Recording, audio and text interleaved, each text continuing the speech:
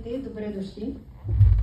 Очаквах около 60 човека, виждам 58 и съм една идея по-спокойна вече.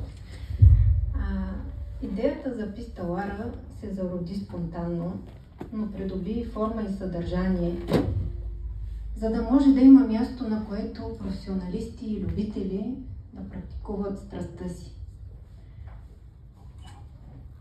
Писта Лара е проект, в който ние влагаме много време, усилия и желание, така че да дадем възможност на хората да се радват на едно място, на което могат да практикуват високите скорости в безопасна и контролирана среда. Искаме по този начин да намалим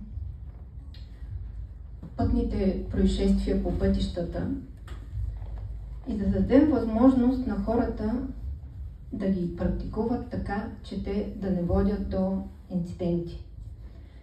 Така както за любителите на адреналина, така и за всички останали участници в движението. Изборът на локация на писта Лара е процес, който изисква и зависи от много фактори. Да намерим място, което да бъде достатъчно голямо и терена да е подходящ за позиционирането на трасето и всички останали сгради, беше предизвикателство за нас, но земята я имаше и смятам, че тя намери най-доброто си приложение.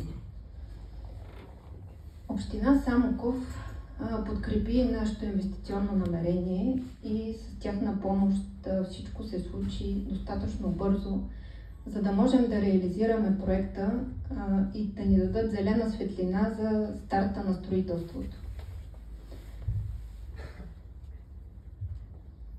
Писта Лара се зароди в нашите сърца като място, на което да можем да караме. Никой от нас не си даваше реално сметка колко е мащабен проекта, какво социално значение ще има той върху обществото.